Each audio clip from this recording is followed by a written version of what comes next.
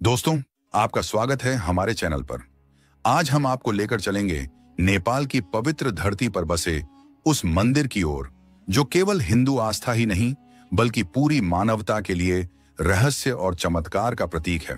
जी हाँ, हम बात कर रहे हैं भगवान भोलेनाथ के दिव्य धाम पशुपतिनाथ मंदिर की। इस प्राचीन मंदिर से जुड़ी कई अद्भुत बातें हैं। क्या आपने कभी सोचा है कि यहाँ स्थापित शिवलिंग में 4 मुख क्यों बने हैं? क्यों केवल 4 विशेष पुजारियों को ही गर्भगृह में प्रवेश की अनुमति है? क्या आप मानेंगे कि यहाँ एक अखंड दीप हजारों वर्षों से लगातार जल रहा है, वो भी बिना एक बार बुझे?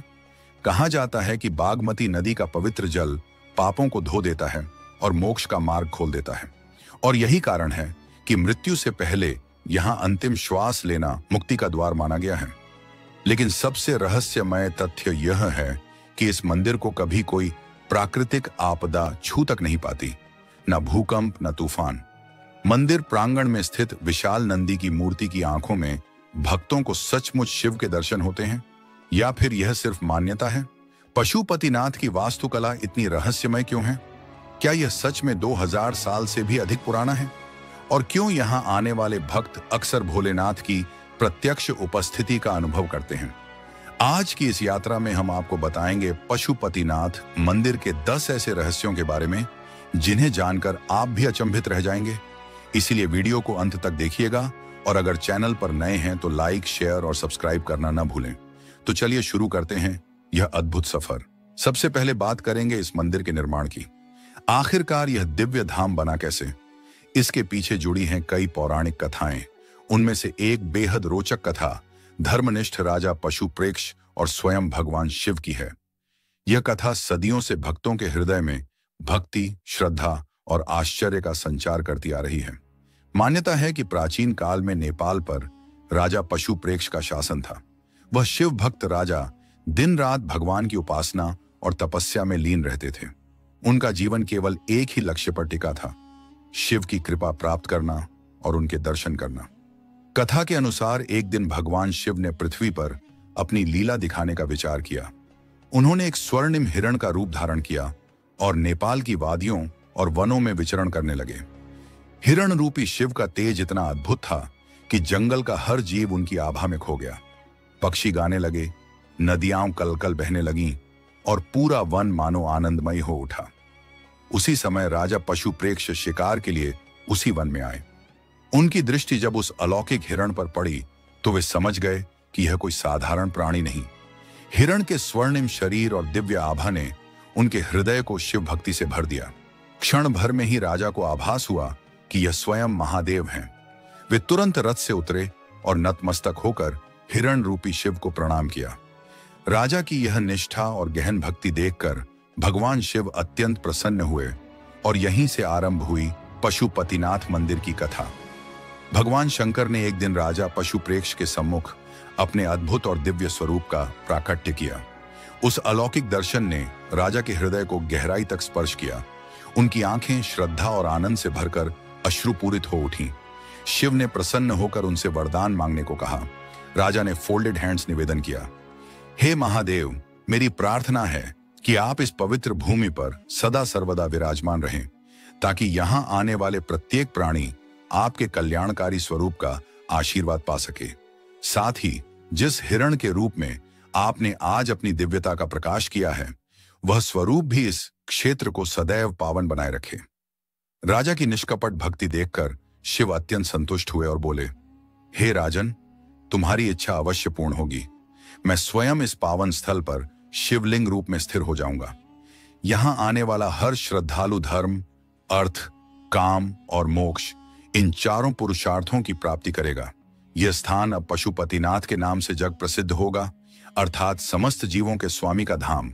भगवान की आज्ञा पाकर राजा पशुप्रेक्ष ने उसी स्थान पर एक भव्य मंदिर का निर्माण करवाया।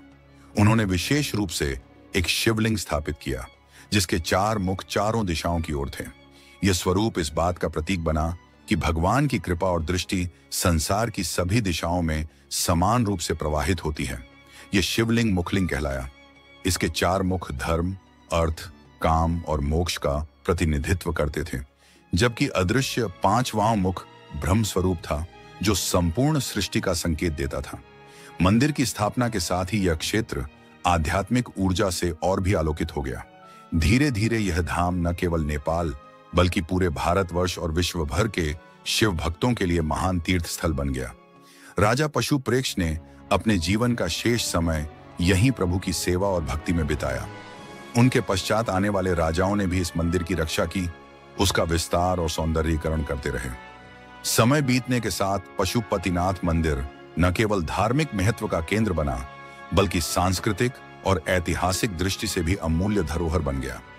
पशुपतिनाथ मंदिर के निर्माण की यह कथा केवल भगवान शिव के चमत्कारी स्वरूप की ही नहीं बल्कि राजा पशुप्रेक्ष की गहरी भक्ति, निष्कपट श्रद्धा और अटूट समर्पण की भी झलक प्रस्तुत करती है। मित्रों, अब आगे बढ़ते हैं और जानने की कोशिश करते हैं उस रहस्य को जो इस मंदिर के शिवलिंग को विशेष बनाता है। सामान्य शिवलिंगों से बिल्कुल भिन्न यहाँ विराजमान लिंग को मुखलिंग कहा जाता है। इसका कारण है इस पर उकेरे गए भगवान शिव के 4 मुख। ये मुख चारों दिशाओं में स्थित हैं, पूर्व, पश्चिम, उत्तर और दक्षिण। हर मुख केवल एक आकार नहीं बल्कि गहन दार्शनिक संदेश और आध्यात्मिक प्रतीक लिए हुए हैं। वास्तव में शिव के ये 4 मुख जीवन के 4 गुणों, तत्वों और पुरुषार्थों का प्रतिनिधित्व करते हैं। पूर्व दिशा में स्थित मुख धर्म का प्रतीक है। संदेश यह है कि धर्म ही जीवन का आधार है। बिना धर्म के न तो समाज की व्यवस्था संभव है और न ही व्यक्ति का संतुलित जीवन। धर्म का पालन मनुष्य को स्थिरता, शांति और आंतरिक संतुलन प्रदान करता है। दक्षिण दिशा की ओर उन्मुख मुख अर्थ को दर्शाता है। यह सांसारिक समृद्धि, धन संपत्ति और भौतिक सफलता का प्रतीक है। यह हमें याद दिलाता है कि जीवन को सही ढंग से चलाने के लिए संसाधनों का अर्जन आवश्यक है, लेकिन अर्थ का संचय धर्म सम्मत और न्यायपूर्ण होना चाहिए। सार्थक है जब उसका प्रयोग लोक कल्याण, सेवा और धर्म के संरक्षण में किया जाए। पश्चिम दिशा वाला मुख काम का प्रतिनिधित्व करता है। यह मानवीय इच्छाओं, भावनाओं और सुखों का प्रतीक है। यहाँ काम का आशय केवल भौतिक सुख नहीं बल्कि जीवन की सभी आकांक्षाओं की पूर्ति है। परंतु साथ ही यह चेतावनी भी देता है कि इच्छाएं यदि धर्म और अर्थ की सीमाओं में न रहें तो मनुष्य पतन की ओर बढ़ सकता है। उत्तर दिशा का मुख मोक्ष का द्योतक है। मोक्ष का अर्थ है जन्म मृत्यु के चक्र से मुक्ति और आत्मा का परमात्मा में लय होना। यह मनुष्य का सर्वोच्च पुरुषार्थ है, जहां समस्त दुख सुख से परे जाकर आत्मा परम शांति और आनंद को प्राप्त करती है। यह मुख शिव के कल्याणकारी और कृपालु स्वरूप की याद दिलाता है, जो साधक को मोक्ष की ओर मार्गदर्शन करता है। इन 4 दिशाओं के अतिरिक्त एक 5वां मुख भी माना जाता है, जो ऊपर की ओर है। यह निराकार और ब्रह्म स्वरूप का प्रतीक है। यह दर्शाता है कि शिव संपूर्ण ब्रह्मांड में व्यापी हैं। उनकी दृष्टि हर दिशा और हर जीव पर समान रूप से रहती है। यही परम चेतना और परम सत्य है, जो साधक को गहन आध्यात्मिक अनुभूति की ओर प्रेरित करता है। इस प्रकार पशुपतिनाथ का अद्वितीय मुखलिंग केवल शिव की उपासना का प्रतीक नहीं है, बल्कि मानव जीवन के 4 पुरुषार्थ, धर्म, अर्थ, काम और मोक्ष के संतुलन का मार्ग भी दिखाता है। यह शिवलिंग गहन आध्यात्मिक ज्ञान, चेतना और आत्मा के रहस्यों का अद्भुत प्रतीक है। अब प्रश्न उठता है कि मंदिर के गर्भगृह में केवल 4 पुजारियों को ही प्रवेश की अनुमति क्यों है? मंदिर की परंपराओं के अनुसार गर्भगृह, जहां मुख्य शिवलिंग विराजमान है, सामान्य लोगों के लिए पूरी तरह निषिद्ध है। यहां तक कि मंदिर के दूसरे पुजारी और स्थानीय भक्त भी इसके भीतर प्रवेश नहीं कर सकते। केवल 4 विशेष पुजारी, जिन्हें भट्ट कहा जाता है, ही गर्भगृह में जाकर प्रत्यक्ष रूप से भगवान पशुपतिनाथ की पूजा अर्चना कर सकते हैं। यही व्यवस्था मंदिर की पवित्रता और प्राचीन परंपरा का प्रतीक मानी जाती है। दक्षिण भारत के कर्नाटक प्रदेश से विशेष रूप से बुलाए गए 4 भट्ट पुजारियों को इस मंदिर में रावल या प्रधान पुजारी की उपाधि दी जाती है। यह परंपरा बेहद प्राचीन है और कहा जाता है कि अनादिकाल से चली आ रही यह रीति आज भी पूरे श्रद्धा भाव और नियमों के साथ निभाई जा रही है। मंदिर के गर्भगृह में प्रवेश से जुड़े नियम अत्यंत कठोर हैं। इन सीमाओं का पालन करना अनिवार्य है ताकि गर्भगृह की पवित्रता, शुद्धता और आध्यात्मिक ऊर्जा अक्षुण्ण बनी रहे। यही कारण है कि इन चुने हुए पुजारियों के अलावा किसी अन्य व्यक्ति को अंदर जाने की अनुमति नहीं है। माना जाता है कि भगवान शिव के परम पावन स्वरूप की सेवा केवल वही कर सकते हैं जो वैदिक विधियों, तपस्या और कठोर साधना से दीक्षित हुए हों। इस नियम से यह सुनिश्चित होता है कि पूजा पाठ में कोई भी दोष या त्रुटि न हो। अब बात करते हैं उस अद्भुत दीपक की, जो इस मंदिर के सबसे बड़े रहस्यों में से एक है। गर्भगृह में स्थित यह अखंड दीप हजारों वर्षों से निरंतर जल रहा है। इसकी लौ न कभी बुझी है और न ही इसमें कोई कमी आई है। परंपरागत मान्यता है कि इसे प्राचीन समय में प्रज्वलित किया गया था और तब से लेकर आज तक यह अविराम जलकर भगवान शिव की उपस्थिति का दिव्य प्रतीक बना हुआ है। श्रद्धालु मानते हैं कि इस दीपक में स्वयं शिव का तेज और शक्ति समाहित है। जब कोई भक्त इस ज्योति के दर्शन करता है तो उसके मन में अलौकिक शांति, ऊर्जा और आध्यात्मिक आनंद का अनुभव होता है।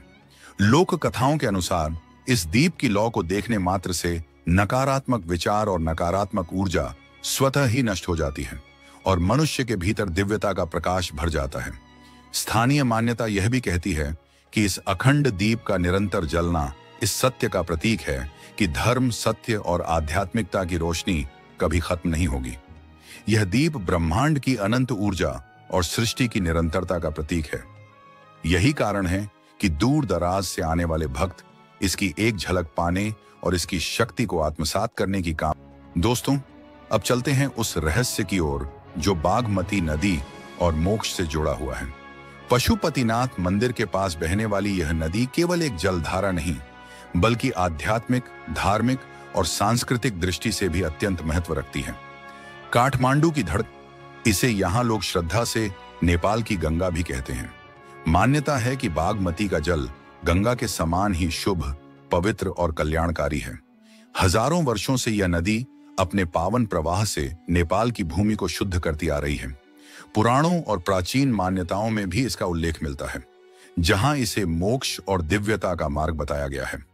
लोक परंपराओं के अनुसार बागमती नदी की उत्पत्ति भगवान शिव की दिव्य इच्छा से मानी जाती है। कहा जाता है कि जब महादेव ने धरती पर अवतार लिया, तभी इस पावन नदी का प्रवाह आरंभ हुआ। इसी कारण इसके जल को शिव का प्रसाद और उनका आशीर्वाद समझा जाता है।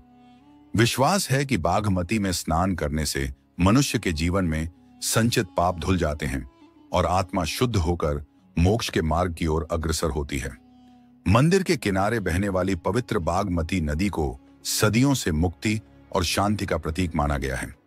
श्रद्धालुओं का विश्वास है कि इसके निर्मल जल में स्नान करने से शरीर ही नहीं, बल्कि मन भी शुद्ध हो जाता है। ऐसा कहा जाता है कि इस जल का स्पर्श जीवन में नई ऊर्जा, उत्साह और आनंद भर देता है। यहीं के घाट न जाने कितने युगों से धार्मिक अनुष्ठानों के केंद्र बने हुए हैं। प्रतिदिन यही नहीं, बागमती के तट पर अंतिम संस्कार की परंपरा भी उतनी ही प्राचीन है। नेपाल वासियों के लिए ये घाट उतने ही पवित्र माने जाते हैं जितना भारत में वाराणसी का मणिकर्णिका घाट। माना जाता है कि इस नदी में प्रवाहित अस्थियां आत्मा को शुद्ध कर ईश्वर की ओर शीघ्र गति प्रदान करती हैं। यही कारण है कि यहाँ अंतिम संस्कार कराने वाले लोग गहरे विश्वास के साथ आते हैं कि बागमती का पवित्र जल आत्मा की सारी अशुद्धियां मिटाकर उसे मोक्ष की ओर अग्रसर कर देता है। यही नदी जन्म और मृत्यु के गूढ़ रहस्यों का दर्पण बनकर मानव को आध्यात्मिक सत्य से जोड़ती है।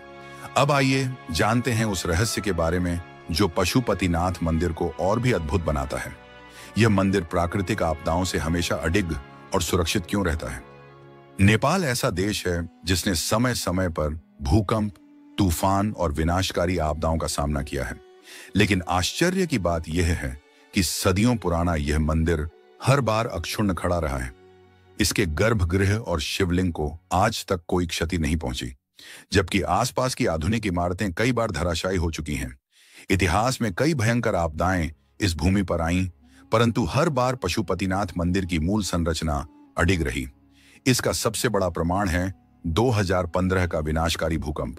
उस समय काठमांडू घाटी के सैकड़ों प्राचीन मंदिर और ऐतिहासिक स्थल धराशायी हो गए, हजारों घर खंडहर में बदल गए, लेकिन आश्चर्यजनक रूप से पशुपतिनाथ मंदिर का मुख्य गर्भगृह, अखंड ज्योति और पवित्र शिवलिंग पूरी तरह सुरक्षित रहे। इस रहस्य ने वैज्ञानिकों और इतिहासकारों को भी चकित कर दिया, जबकि भक्तों के विश्वास को और दृढ़ कर दिया। लोगों का मानना है कि इस मंदिर की रक्षा स्वयं भगवान शिव करते हैं और यही दिव्य शक्ति इसे हर संकट से बचाए रखती है। प्राचीन काल से ही यह विश्वास किया जाता है कि इस मंदिर की रक्षा स्वयं महादेव की दिव्य शक्ति करती है।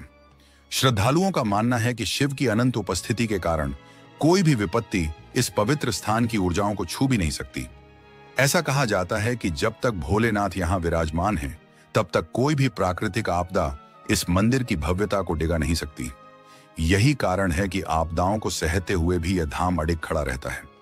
भक्त इसे ईश्वर का सीधा संकेत मानते हैं कि उनकी छत्र छाया में कोई भी विनाशकारी शक्ति प्रभावी नहीं हो सकती। यह मंदिर केवल एक स्थापत्य नहीं, बल्कि आस्था, विश्वास और आध्यात्मिक शक्ति की अमर विजय का प्रतीक है। अब आइए नंदी की अद्भुत प्रतिमा की बात करें। पशुपतिनाथ मंदिर के प्रांगण में भगवान शिव के परम भक्त और उनके वाहन नंदी की विशाल पीतल की मूर्ति स्थापित है। यह प्रतिमा केवल कला का उदाहरण नहीं, बल्कि रहस्य और आध्यात्मिक ऊर्जा का प्रतीक भी मानी जाती है। मान्यता है कि शिव के दर्शन से पहले भक्त नंदी की पूजा करके अपनी भक्ति प्रकट करते हैं। मंदिर के मुख्य द्वार के पास स्थापित यह प्रतिमा अपने दिव्य स्वरूप से हर किसी का ध्यान खींच लेती है। नंदी को इस प्रकार विराजमान किया गया है कि उनकी दृष्टि सदैव शिवलिंग पर टिकी रहती है। यह स्वरूप भगवान शिव के प्रति उनके अटूट समर्पण और निष्ठा का प्रतीक है। मान्यता है कि नंदी निरंतर अपने आराध्य के दर्शन में लीन रहते हैं और उनकी स्तुति करते हैं। यही कारण है कि श्रद्धालु नंदी के सामने खड़े होकर या बैठकर अपनी प्रार्थना अर्पित करते हैं, क्योंकि विश्वास है कि नंदी के माध्यम से उनकी प्रार्थनाएं शीघ्र ही भोलेनाथ तक पहुंच जाती हैं। इस प्रतिमा का सबसे रहस्यमय पहलू यह है कि भक्तों का कहना है, यदि कोई सच्चे मन से नंदी की आंखों में देखे तो उन्हें वहां स्वयं भगवान शिव का प्रतिबिंब दिखाई देता है। यह अद्भुत अनुभव भक्तों के लिए परम आस्था और दिव्य दर्शन का प्रतीक बन जाता है। नंदी की उपस्थिति भक्तों के भीतर श्रद्धा, आस्था और आध्यात्मिक शक्ति को और अधिक प्रबल कर देती है। शास्त्रों में नंदी को शिव के परम भक्त और पूर्ण समर्पण के प्रतीक के रूप में वर्णित किया गया है। साथ ही वे ज्ञान, धर्म और शक्ति के भी प्रतीक माने जाते हैं। इसीलिए नंदी की आराधना करने से साधक के भीतर गहन आध्यात्मिक चेतना और धार्मिकता का विकास होता है। एक और अद्भुत मान्यता यह है कि नंदी की आंखों में भगवान शिव का प्रतिबिंब दिखाई देता है। यह प्रतीकात्मक संदेश भक्तों को जीवन के गहरे रहस्यों से जोड़ता है। इसका अर्थ है कि जो साधक अपने आराध्य देवता में संपूर्ण विश्वास और समर्पण के साथ लीन हो जाता है, वह अपने हृदय और आत्मा में सदैव ईश्वर की झलक अनुभव कर सकता है। नंदी की यह दिव्य प्रतिमा शिव भक्ति और समर्पण की अमिट अनुभूति कराती है। यही कारण है कि पशुपतिनाथ आने वाले हर श्रद्धालु के मन में यह दर्शन गहरी आध्यात्मिक छाप छोड़ जाते हैं। दोस्तों, अब हम आपको बताते हैं पशुपतिनाथ मंदिर से जुड़ा मृत्यु का रहस्य। मृत्यु का रहस्य सदियों से आध्यात्मिक चिंतन का गहन विषय रहा है। इस स्थल की विशेषता यह है कि यहाँ जीवन ही नहीं, मृत्यु भी उतनी ही पवित्र और दिव्य मानी जाती है। मंदिर का वातावरण जन्म और अंत दोनों के रहस्यों को जीवंत रूप देता है। प्राचीन मान्यताओं के अनुसार जो भी साधक या श्रद्धालु इस पावन स्थान पर आता है, वह मृत्यु को एक अंत नहीं, बल्कि एक नए आरंभ के रूप में अनुभव करता है। मृत्यु के अंतिम क्षण जब किसी व्यक्ति की सांसें रुकती हैं, तो माना जाता है कि उसकी आत्मा सीधे परमात्मा में विलीन होकर जन्म और मृत्यु के अंतहीन चक्र से मुक्त हो जाती है। पशुपतिनाथ मंदिर के पास बहने वाली पावन बागमती नदी के किनारे बने अनेक घाट सदियों से अंतिम संस्कार के केंद्र रहे हैं। ये घाट जीवन की अंतिम सीमा का प्रतीक है और इन्हें मोक्ष प्राप्ति का द्वार माना जाता है। हर दिन यहाँ अनेकों शव दाह संस्कार के लिए लाए जाते हैं। विश्वास है कि इस पवित्र स्थान पर किया गया अंतिम संस्कार मृत आत्मा को तुरंत मुक्त कर देता है और उसे पुनर्जन्म के बंधन से छुटकारा मिलता है। यही कारण है कि नेपाल के साथ साथ भारत, तिब्बत और कई अन्य देशों से श्रद्धालु यहाँ मोक्ष की तलाश में आते हैं।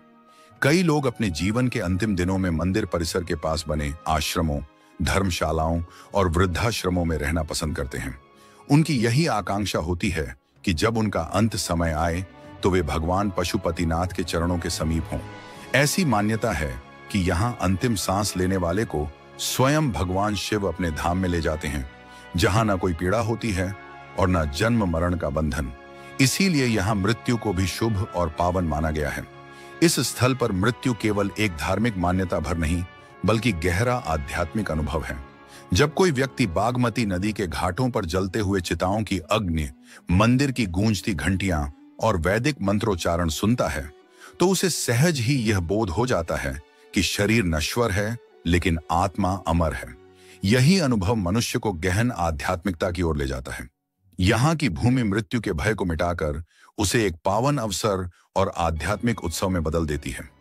भक्त मानते हैं कि यह अंत नहीं, बल्कि शाश्वत जीवन की ओर बढ़ने का मार्ग है। मंदिर परिसर में होने वाले संस्कार, वैदिक मंत्रों की ध्वनि और बागमती का पावन जल सब मिलकर आत्मा को दिव्यता की ओर ले जाते हैं। क्या आपको भी पशुपतिनाथ मंदिर के इन रहस्यों को जानकर कुछ नया महसूस हुआ? क्या आपके लिए नंदी की आंखों में शिव की उपस्थिति सबसे अद्भुत लगी, या फिर मंदिर को हर आपदा से बचाने वाली रहस्यमयी शक्ति ने आपको चौंकाया? कमेंट सेक्शन में हमें जरूर बताइए कि इनमें से कौन सा रहस्य आपको सबसे ज्यादा प्रभावित करता है।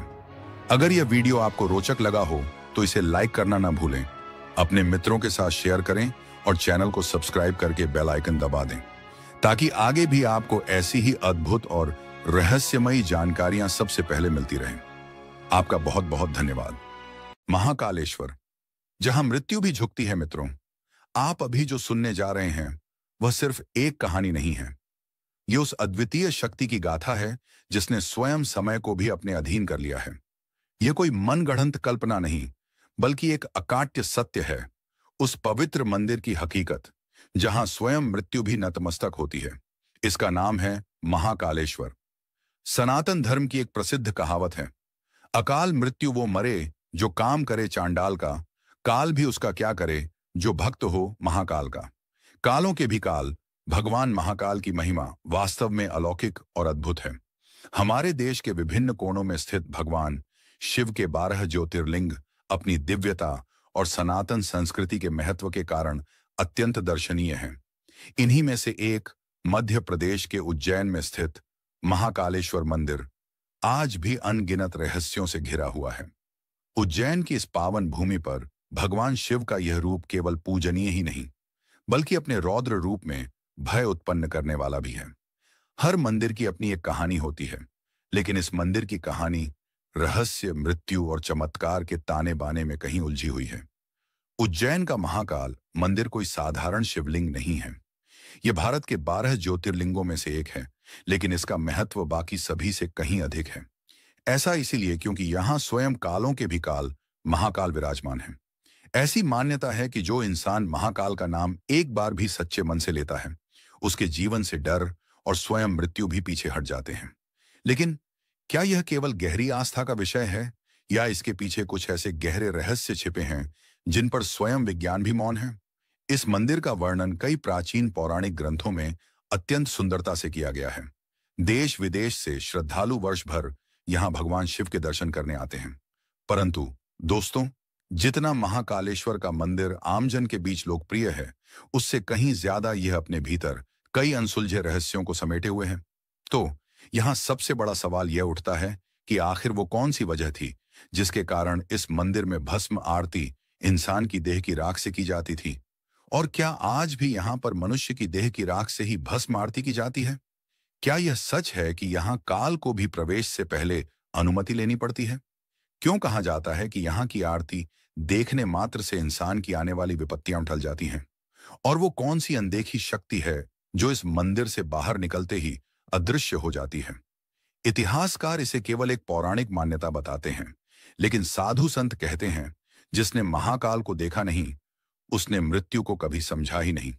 क्या कहीं यह मंदिर समय के नियमों को मोड़ने वाला कोई अदृश्य द्वार तो नहीं है? या फिर यह एक ऐसा स्थान है जहां भटकती आत्माएं चिर शांति की तलाश में आती हैं? और सबसे महत्वपूर्ण सवाल, क्यों इस मंदिर के कोतवाल काल भैरव को शराब चढ़ाई जाती है? और आश्चर्यचकित कर देने वाली बात तो यह है कि यहां चढ़ाई गई सैकड़ों हजारों लीटर शराब आखिर कहां गायब हो जाती है? क्या काल भैरव स्वयं इस शराब का भोग कर लेते हैं? और जब अंग्रेजों ने शराब के इस रहस्य को सुलझाने की कोशिश करते हुए मंदिर की खुदाई करवाई, तब ऐसा क्या हुआ जिसे देखकर अंग्रेजों के पसीने छूट गए और वे डर से फिर कभी काल भैरव मंदिर में प्रवेश करने की हिम्मत नहीं कर पाए? इतिहास में ऐसी कौन सी असाधारण घटनाएं घटी हैं जिसकी वजह से उज्जैन में कोई भी मंत्री, प्रधानमंत्री क्यों नहीं रुकते? उज्जैन में रात भर और मुख्यमंत्री मोहन यादव ने कैसे तोड़ी यह परंपरा? यह एक सदियों पुरानी मान्यता है कि कोई भी राजा या देश का प्रधानमंत्री उज्जैन में रात नहीं गुजारता, क्योंकि ऐसा माना जाता है कि उज्जैन के राजा केवल महाकाल हैं और कोई और यहां रात भर रहकर उनकी सत्ता को चुनौती नहीं दे सकता। हालांकि हाल ही में मध्य प्रदेश के मुख्यमंत्री मोहन यादव ने इस परंपरा को तोड़ा और उज्जैन में रात्रि विश्राम किया। आश्चर्यजनक रूप से उन्हें कोई अप्रिय घटना का सामना नहीं करना पड़ा, जिससे कई लोग इस परंपरा के पीछे के वास्तविक कारणों पर फिर से विचार करने लगे हैं। क्यों नहीं गुजरती महाकाल मंदिर के सामने से कोई बारात? एक और दिलचस्प रहस्य यह है कि महाकालेश्वर मंदिर के सामने से कोई बारात नहीं गुजरती है। इसके पीछे भी वही मान्यता है कि महाकाल उज्जैन के एकमात्र अधिपति हैं और उनके सामने कोई और दूल्हा अपनी बारात लेकर नहीं आ सकता। यह सदियों से चली आ रही एक अनोखी परंपरा है जो उज्जैन के लोग बड़े सम्मान के साथ निभाते हैं। क्यों भक्तों को अलग अलग रूपों में दर्शन देते हैं महाकाल? महाकालेश्वर मंदिर में भगवान शिव भक्तों को अलग अलग रूपों में दर्शन देते हैं, जिनमें भस्म आरती सबसे प्रमुख है। यह एक अद्भुत और अलौकिक अनुभव होता है जहां शिव को जीवित रूप में भस्म अर्पित की जाती है। इसके अलावा त्योहारों और विशेष अवसरों पर भी महाकाल को विभिन्न रूपों में सजाया जाता है, जो भक्तों को भगवान की अद्भुत लीलाओं का अनुभव कराता है। मंदिर के विस्तारीकरण के दौरान मिले नर कंकालों का रहस्य क्या है? हाल ही में महाकालेश्वर मंदिर परिसर के विस्तारीकरण के दौरान पुरातत्व विभाग को कुछ नर कंकाल मिले, जिसने कई सवाल खड़े कर दिए हैं। इन कंकालों के पीछे कौन सा रहस्य छिपा है? क्या यह किसी प्राचीन युद्ध, किसी आपदा या किसी और अज्ञात घटना का प्रमाण है? यह अभी भी शोध का विषय बना हुआ है। महाकालेश्वर मंदिर का अद्भुत इतिहास, एक शिवभक्त राजा की कहानी। इन सभी रहस्यों को जानने से पहले आइए महाकालेश्वर मंदिर के इतिहास और उसके निर्माण की कहानी पर एक नजर डालते हैं, जो शिव पुराण की कथाओं में वर्णित है। बहुत समय पहले उज्जैन नगरी, जिसे प्राचीन काल में अवंतिकापुरी के नाम से जाना जाता था, में चंद्रसेन नाम के एक प्रतापी राजा राज करते थे। राजा चंद्रसेन सिर्फ पराक्रमी ही नहीं थे, बल्कि वे भगवान शिव के परम भक्त भी थे। उनका राजमहल सुबह शाम भगवान शिव की आराधना, रुद्राभिषेक और मंत्रोच्चारण से गूंजता रहता था। राजा चंद्रसेन की मित्रता शिव के परम गण मणिभद्र से थी। एक बार मणिभद्र जब उज्जैनी आए तो उन्होंने चंद्रसेन को एक अद्भुत चिंतामणि भेंट की। यह कोई साधारण रत्न नहीं था। इसे धारण करने वाले के पास अपार ऐश्वर्य, यश और विजय स्वयं चले आते थे।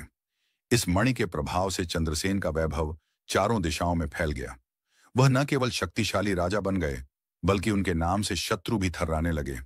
लेकिन जैसा कि कहा जाता है, जहां वैभव होता है वहां ईर्ष्या भी पीछे नहीं रहती। जब आसपास के राजाओं को इस चमत्कारी मणि के बारे में पता चला तो वे इसे पाने की लालसा में जलने लगे।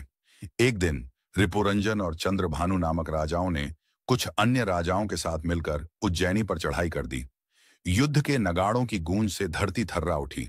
चंद्रसेन की सेना शत्रुओं की विशाल सेना के सामने काफी कमजोर थी, लेकिन राजा चंद्रसेन तनिक भी विचलित नहीं हुए। उन्हें विश्वास था कि उनकी शक्ति किसी मणि में नहीं, बल्कि महाकाल की भक्ति में है। उन्होंने शस्त्र नहीं उठाए, बल्कि एक तपस्वी की तरह महाकाल वन की ओर बढ़ गए। वहां उन्होंने आंखें मूंद लीं और भगवान शिव के ध्यान में लीन हो गए। वे एयूएम नमः शिवाय मंत्र का जाप करने लगे और धीरे धीरे उनकी आत्मा उस महाशक्तिशाली परम शिव में विलीन हो चुकी थी। उसी समय उज्जैनी में एक और भयानक संकट सिर उठा रहा था। यह था दूषण नामक एक क्रूर राक्षस, जो वेद, यज्ञ और भक्ति का घोर विरोधी था। उज्जैन में शिव भक्तों की बढ़ती संख्या और पूजा पाठ देखकर वह क्रोधित हो उठा। वह अपने असुर सैनिकों के साथ उज्जैन पर आक्रमण करने निकल पड़ा, जिसका मकसद शिव भक्तों का अंत करना, मंदिरों को तोड़ना और धार्मिक अनुष्ठानों को भंग करना था। यह कहानी हमें महाकाल की अगाध शक्ति और उनके भक्तों के प्रति उनके प्रेम को दर्शाती है। आगे की वीडियो में हम जानेंगे कि कैसे महाकाल ने अपने भक्तों की रक्षा की और इस मंदिर का निर्माण कैसे हुआ। आप महाकालेश्वर के इन रहस्यों और कहानियों के बारे में और क्या जानना चाहेंगे? महाकाल की महिमा, एक बालक की भक्ति और दूषण का अंत। एक लोभी राजा चंद्रसेन ने अपनी कुटिल चालों से भक्ति की जड़ों को उखाड़ फेंकने और स्वयं को भगवान घोषित करने का दुस्साहस किया था। उसने अवंतिका, उज्जैन की भोली भाली जनता पर अकल्पनीय अत्याचार किए, जिससे पूरे शहर में हाहाकार मच गया। लोग अपनी जान बचाने के लिए इधर उधर भागने लगे। अवंतिका दोहरी मुसीबत में घिर चुकी थी। एक ओर लालची राजा का आतंक और दूसरी ओर एक राक्षसी शक्ति का साया। शहर भय, आशंका और अराजकता के काले बादलों से ढक चुका था। इसी दौरान आक्रमण के भय से कांपती हुई अवंतिका के एक कोने से एक विधवा गोपी अपने 5 साल के मासूम बेटे के साथ आश्रय की तलाश में भटकती हुई उसी महाकाल वन में पहुंच गई। वहां उसने एक अद्भुत दृश्य देखा। एक राजा, जिसने निश्चित रूप से ऐश्वर्यपूर्ण जीवन जिया होगा, अब एक साधक की तरह गहन तपस्या में लीन था। यह दृश्य बालक के जिज्ञासु मन को मोह गया। वह भी वहीं थोड़ी दूर बैठ गया और एक छोटा सा शिवलिंग बनाकर उसकी पूजा करने लगा। उसे जो भी फूल, जल या बेलपत्र आसपास मिले, वह श्रद्धापूर्वक शिवलिंग पर चढ़ाता गया। धीरे धीरे वह शिव भक्ति में इतना लीन हो गया कि उसे अपनी मां की पुकार भी सुनाई नहीं दे रही थी। मां बार बार बुलाती रही, आजा बेटा, भूख लगी होगी, लेकिन बालक का मन अब पूरी तरह से शिव में रम चुका था। अंत में मां का धैर्य जवाब दे गया। वह उस स्थान पर पहुंची जहां उसका बेटा पूजा कर रहा था। क्रोध में आकर उसने पूजा की सारी सामग्री फेंक दी और बालक को पीटने लगी। यह क्या पागलपन है? लेकिन तभी एक चमत्कारिक घटना घटी। अचानक वहां एक दिव्य तेज उत्पन्न हुआ। आकाश में घंटियों की मधुर ध्वनि गूंज उठी। तेज रोशनी के बीच एक भव्य मंदिर का निर्माण होता दिखाई दिया। और जब सब शांत हुआ, तब उस जगह एक दिव्य शिवलिंग प्रकट हो चुका था, जिस पर वही फूल और बेलपत्र छड़े हुए थे जो उस बालक ने पहले चढ़ाए थे। स्वयं शिव प्रकट हो गए थे। उनकी कृपा उस मासूम भक्त पर बरस पड़ी थी। मां हैरान रह गई थी, लेकिन उसने पहली बार जाना कि सच्ची भक्ति न उम्र देखती है, न साधन, वह बस भाव देखती है।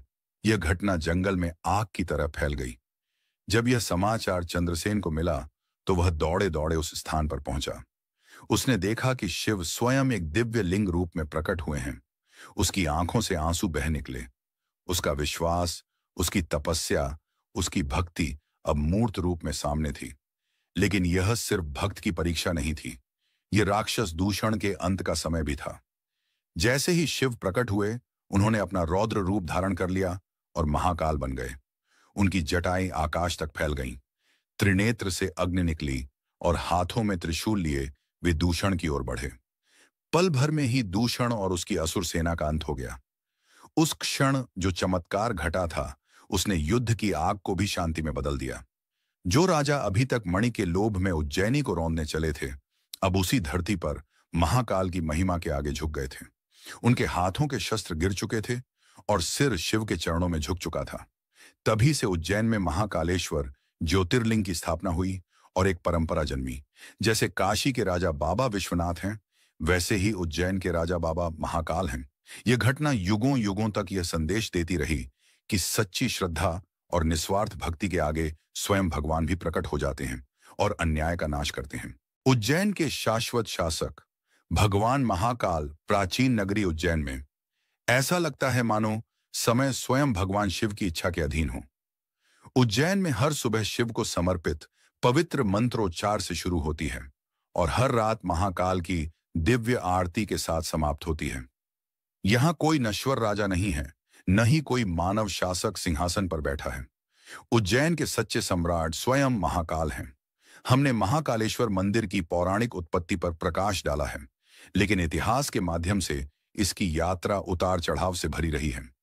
मंदिर को भारी चुनौतियों का सामना करना पड़ा, विशेष रूप से अशांत मुगल काल के दौरान, जब इसकी पवित्रता को नष्ट करने के अथक प्रयास किए गए। व्यापक रूप से यह माना जाता है कि 1235 ईस्वी में दिल्ली के सुल्तान इल्तुतमिश ने महाकालेश्वर मंदिर पर अपना क्रोध बरसाया और इसे खंडहर में बदल दिया। इतिहास इस बात का गवाह है कि कैसे मुस्लिम आक्रमणकारियों ने हिंदू परंपराओं को मिटाने के जोश में अक्सर पवित्र स्थलों को ध्वस्त कर दिया और उनकी जगह मस्जिदें बनवाईं। अनगिनत भक्तों के लिए आस्था का एक धड़कता हुआ केंद्र महाकालेश्वर मंदिर एक प्रमुख लक्ष्य बन गया। जब मंदिर के महत्व की खबर इल्तुतमिश तक पहुंची, तो उसने तुरंत अपने सैनिकों को इसे ध्वस्त करने का आदेश दिया। हालांकि समर्पित हिंदू समुदाय ने आसन्न हमले की आशंका से तुरंत कार्रवाई की। इससे पहले कि आक्रमणकारी गर्भगृह में स्थापित पवित्र स्वयंभू ज्योतिर्लिंगम पर हाथ डालते, उन्होंने इसे श्रद्धापूर्वक पास के एक कुएं में सुरक्षित रख दिया, इसे अपवित्र होने से बचाया।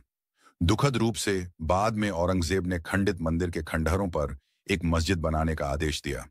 500 से अधिक दर्दनाक वर्षों तक महाकाल मंदिर जीर्ण शीर्ण और तबाह स्थिति में रहा। फिर भी मलबे के बीच भी भक्तों की अटूट आस्था बनी रही और भगवान महादेव की पूजा ध्वस्त संरचना के अवशेषों में भी होती रही। 1728 ईस्वी में आखिरकार आशा की एक किरण तब उभरी जब बहादुर मराठा योद्धा राणोजी राव सिंधिया ने मुगलों को निर्णायक रूप से हराया। एक धर्मी पुनः प्राप्ति की भावना के साथ उन्होंने मंदिर की पवित्र भूमि पर बनी मस्जिद को ध्वस्त कर दिया। 1732 ईस्वी में महाकालेश्वर मंदिर उज्जैन में फिर से खड़ा हो गया, जो अटूट आस्था का प्रमाण था, और पवित्र ज्योतिर्लिंगम को उसके उचित स्थान पर पुनः स्थापित किया गया। महाकालेश्वर के रहस्य उजागर अपने समृद्ध इतिहास और मनमोहक किंवदंतियों से परे, महाकालेश्वर मंदिर गहरे रहस्यों में डूबा हुआ है। आइए उनमें से कुछ का पता लगाएं। 1. रहस्यमय स्वयंभू शिवलिंग।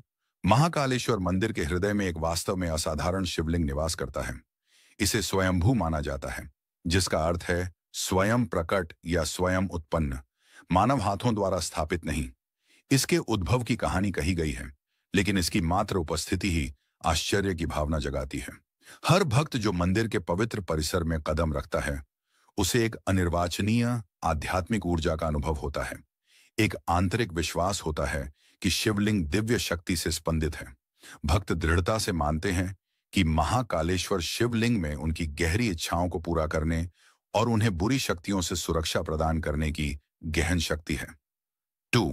पृथ्वी की ब्रह्मांडीय नाभि। दिलचस्प बात यह है कि कर्क रेखा महाकालेश्वर मंदिर के शिखर के ठीक ऊपर से गुजरती है, जिसके कारण इसे नाभि स्थल, पृथ्वी की नाभि के रूप में प्रतिष्ठित किया गया है। यह अद्वितीय भौगोलिक संरेखण इसके आध्यात्मिक महत्व को और बढ़ाता है। ब्रह्मांडीय ऊर्जा के एक महत्वपूर्ण केंद्र के रूप में इसकी स्थिति को मजबूत करता है। 3. गहन भक्ति की तीर्थ यात्रा। सावन, मानसून का महीना के पवित्र महीने के दौरान दूर दूर से तीर्थयात्री महाकालेश्वर मंदिर में आते हैं। इस पवित्र महीने के दौरान सोमवार को महाकाल के दर्शन करना असाधारण रूप से शुभ माना जाता है, जिससे अपार आशीर्वाद मिलता है। यहाँ हर कण, धूल का हर दाना शिव की उपस्थिति से गूंजता है। यह सिर्फ एक मंदिर से कहीं अधिक है। यह भक्ति, आस्था और उत्साही प्रार्थना का एक उदात्त दरबार है, जहां भक्तों के कष्टों को शांति मिलती है, उनके बोझ कम होते हैं और अंततः उन्हें मोक्ष प्राप्त होता है। महाकालेश्वर मंदिर आशा की एक शाश्वत किरण के रूप में खड़ा है, एक ऐसा अभयारण्य जहां वास्तव में दिव्य निवास करता है। महाकालेश्वर, एक रहस्यमय यात्रा। महाकालेश्वर ज्योतिर्लिंग उज्जैन में स्थित हिंदू धर्म के सबसे पवित्र और रहस्यमय स्थलों में से एक है। यह केवल एक मंदिर नहीं, बल्कि एक जीवंत किंवदंती है, जिसके कण कण में प्राचीन कथाएं और अनसुलझे रहस्य समाये हुए हैं। आइए इसकी कुछ सबसे अनूठी और विस्मयकारी विशेषताओं पर करीब से नजर डालते हैं। एकमात्र दक्षिण मुखी ज्योतिर्लिंग का रहस्य। महाकालेश्वर की सबसे असाधारण विशेषताओं में से एक यह है कि यह एकमात्र दक्षिण मुखी ज्योतिर्लिंग है। हिंदू धर्म में दक्षिण दिशा को मृत्यु, परलोक और मोक्ष से जोड़ा जाता है। ऐसा माना जाता है कि भगवान शिव अपने महाकाल स्वरूप में इस दिशा की ओर मुख करके बैठे हैं, जो दर्शाता है कि वे मृत्यु और समय के भी स्वामी हैं। यह अनूठी स्थिति महाकालेश्वर को अन्य 11 ज्योतिर्लिंगों से अलग करती है और इसे एक गहन आध्यात्मिक महत्व प्रदान करती है। कल्पना कीजिए, भगवान स्वयं मृत्यु के देवता के रूप में विराजमान हैं, अपने भक्तों को जन्म और मृत्यु के चक्र से मुक्ति का मार्ग दिखा रहे हैं। तो नागचंद्रेश्वर मंदिर का अलौकिक रहस्य। उज्जैन का महाकाल मंदिर 3 मंजिलों में निर्मित एक अद्भुत संरचना है। सबसे निचले तल पर आपको साक्षात महादेव का ज्योतिर्लिंग मिलेगा, जहां दिन रात भक्त उनकी पूजा अर्चना करते हैं। मध्य तल पर भगवान शिव को ओंकारेश्वर के रूप में पूजा जाता है, जो उनकी एयुएम ध्वनि के साथ एक रूपता का प्रतीक है। लेकिन सबसे ऊपरी तल पर स्थित नागचंद्रेश्वर मंदिर एक रहस्य से घिरा हुआ है। यह मंदिर साल में केवल एक बार नाग पंचमी के शुभ अवसर पर खुलता है। लोक कथाओं के अनुसार सर्पों के राजा तक्षक नाग आज भी इस स्थान पर गुप्त रूप से निवास करते हैं। मंदिर में स्थापित प्रतिमा मराठा काल की है और इसमें भगवान शिव और देवी पार्वती को शेषनाग पर विराजमान दिखाया गया है। ऐसी प्रतिमा विश्व में कहीं और देखने को नहीं मिलती। यह नजारा इतना दुर्लभ और दिव्य है कि नाग पंचमी पर भक्तों की भीड़ उमड़ पड़ती है इस अद्वितीय दर्शन को पाने के लिए। यह मान्यता है कि इस दिन दर्शन करने से सर्प दोष से मुक्ति मिलती है और जीवन में सुख समृद्धि आती है। 3.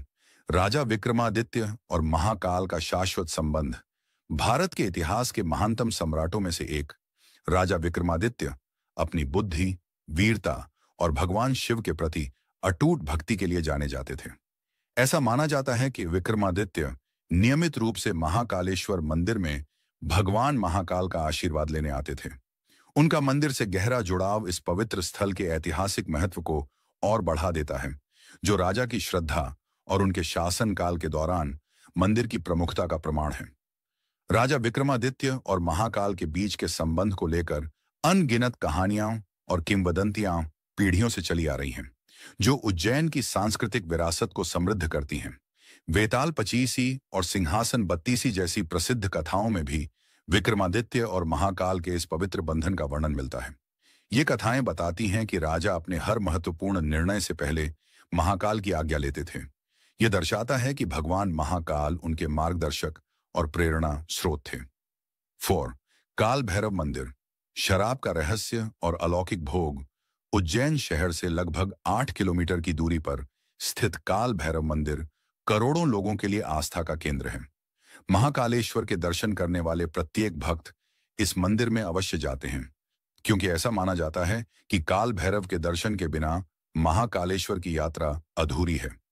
मंदिर के पुजारियों के अनुसार इस मंदिर का उल्लेख स्कंद पुराण के अवंती खंड में मिलता है, जो इसकी प्राचीनता और महत्व को दर्शाता है। इस मंदिर में भगवान काल भैरव के वैष्णव स्वरूप की पूजा की जाती है। काल भैरव भगवान शिव का एक रौद्र और तांत्रिक रूप है, जिन्हें तामसिक प्रवृत्ति का देवता माना जाता है। यही कारण है कि उन्हें मदिरा, शराब का भोग लगाया जाता है। महाकालेश्वर मंदिर में भी बाबा काल भैरव को शराब चढ़ाने की यह अनोखी परंपरा सदियों से चली आ रही है। लेकिन इस परंपरा से जुड़ा एक ऐसा रहस्य है जिसे आज तक कोई नहीं सुलझा पाया है। काल भैरव को चढ़ाई गई शराब आखिर जाती कहां है? भक्त यह मानते हैं कि जो शराब बाबा को अर्पित की जाती है, वह चमत्कारिक रूप से गायब हो जाती है, मानो भगवान स्वयं उसे ग्रहण कर रहे हों। यह रहस्यमय प्रचलन मंदिर को और भी अधिक आकर्षक और अलौकिक बनाता है, जो भक्तों को विस्मय में डाल देता है। महाकालेश्वर मंदिर वास्तव में एक ऐसी जगह है जहां इतिहास, आस्था और रहस्य एक साथ मिलते हैं। यहाँ का हर कोना एक कहानी कहता है और हर पत्थर एक प्राचीन किंवदंती को समेटे हुए है। क्या आप भी इन रहस्यों को करीब से अनुभव करना चाहेंगे? काल भैरव मंदिर। एक अद्भुत रहस्य। उज्जैन में स्थित काल भैरव मंदिर एक ऐसा स्थान है जहां आस्था और रहस्य का अनूठा संगम देखने को मिलता है। यहाँ की सबसे चमत्कारी बात यह है कि भगवान काल भैरव की प्रतिमा को चढ़ाई गई शराब स्वयं मूर्ति द्वारा पी ली जाती है।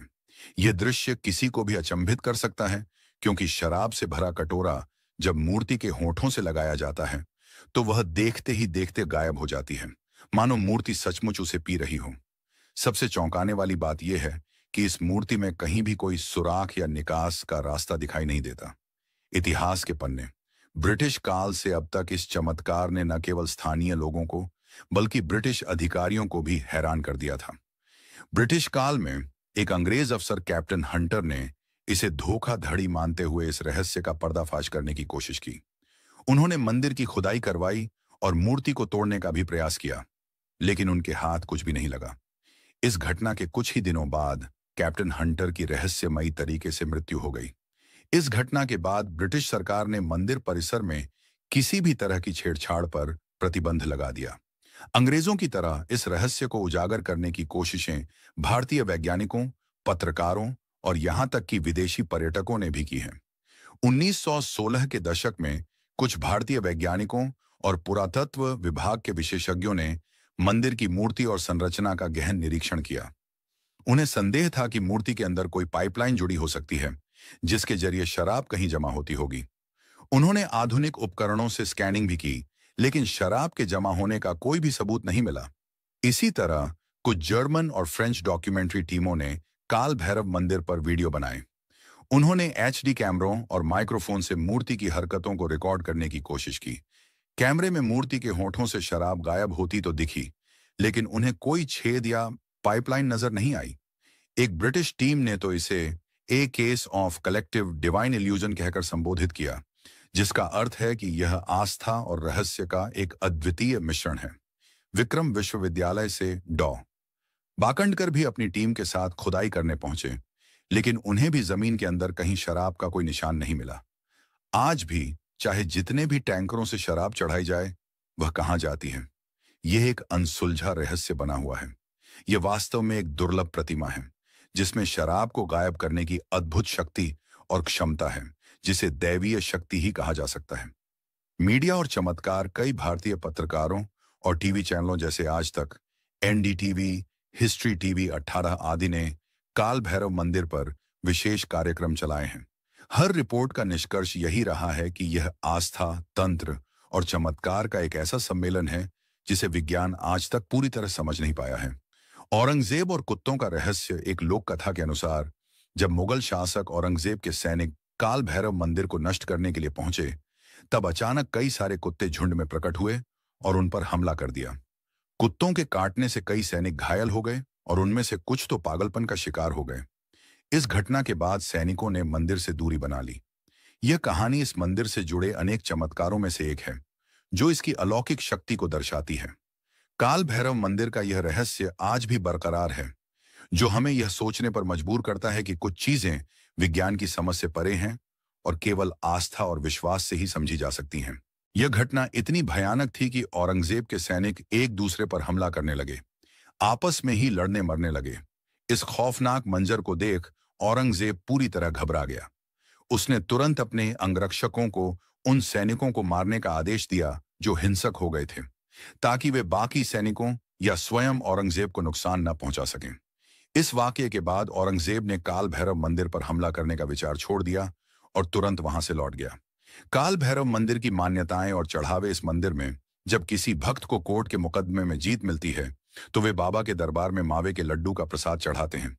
वहीं जिन भक्तों की सूनी गोद भर जाती है, वे बाबा को बेसन के लड्डू और चूरमे का भोग लगाते हैं।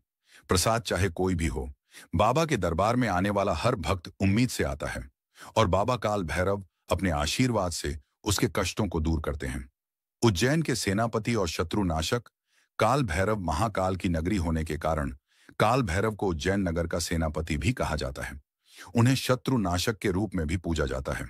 मराठा काल में महादाजी सिंधिया ने युद्ध में विजय पाने के लिए भगवान को अपनी पगड़ी अर्पित की थी। पानीपत के युद्ध में मराठों की हार के बाद तत्कालीन शासक महादाजी सिंधिया ने राज्य की पुनः स्थापना के लिए भगवान के सामने अपनी पगड़ी रख दी थी। उन्होंने भगवान काल भैरव से प्रार्थना की कि युद्ध में विजय मिलने के बाद वे मंदिर का जीर्णोद्धार करवाएंगे। काल भैरव की कृपा से महादाजी सिंधिया ने सभी युद्धों में विजय हासिल की और फिर उन्होंने मंदिर का भव्य जीर्णोद्धार करवाया। तब से मराठा सरदारों की पगड़ी भगवान काल भैरव के शीश पर पहनाई जाती है, जो उनके अटूट विश्वास और विजय का प्रतीक है। भस्म आरती। एक अलौकिक रहस्य। भारत के अधिकांश मंदिरों में भगवान की आरती दीपक की लौ से की जाती है, लेकिन महाकालेश्वर मंदिर में भगवान शिव की आरती भस्म की राख से होती है। भस्म किसी भी वस्तु का अंतिम रूप होती है, चाहे वह इंसान हो, लकड़ी हो या कोई भी वस्तु। जलने के बाद अंत में हमें भस्म ही प्राप्त होती है।